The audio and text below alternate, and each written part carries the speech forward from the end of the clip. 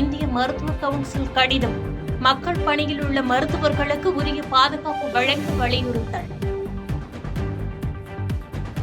கொல்கத்தா பெண் மருத்துவர் படுகொலைக்கு நீதி கேட்டு நீளும் போராட்டம்.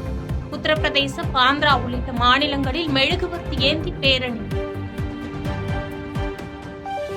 உபரி நீர் வந்ததன் காரணமாகவே அத்திக்கடவு அவிநாசி திட்டம் தொடங்கப்பட்டது. அண்ணாமலைக்கு பயந்து இல்லை என அமைச்சர் முத்துசாமி விளக்கம். கருணாநிதியின் 100 நாணயம் என்று வெளியீடு. நிகழ்ச்சிக்கு மத்திய அமைச்சர் ராஜ்நாத் வரவுள்ளதால் சென்னையில் பாதுகாப்பு ஏற்பாடுகள் தீவிரம். சென்னை மழைநீர் வடிகால் பணிகள் குறித்து தலைமை செயலாளர் சித்தார்த் மீனா ஆய்வு. பருவமழை எதிர்கொள்ள சென்னை தயாராக இருப்பதாக பேட்டி. ஸ்ரீபெரும்புதூர் அருகே வல்லம் வடக்காலில் சிப்காட் சார்பில் பெண் பணியாளர்களுக்காக கட்டப்பட்டுள்ள பிரம்மாண்ட குடியிருப்பு வளாகம்.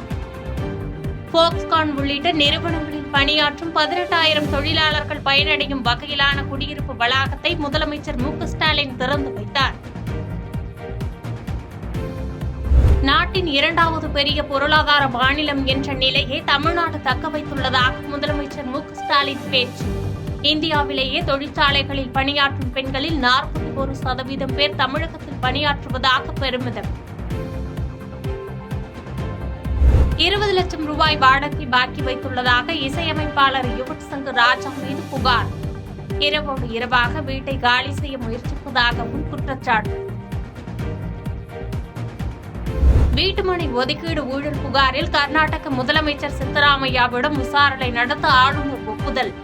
கர்நாடகாவில் ஆட்சியை கவிழ்க்க பாஜக சதி செய்வதாக சித்தராமையா குற்றச்சாட்டு.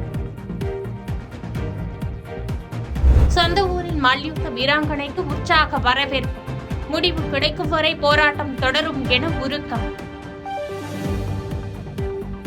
கோட் படத்தின் ஆடியோ ரிலீஸ் குறித்து விரைவில் அறிவிக்கப்படும் என பட தயாரிப்பாளர் அர்ச்சனா தகவல்.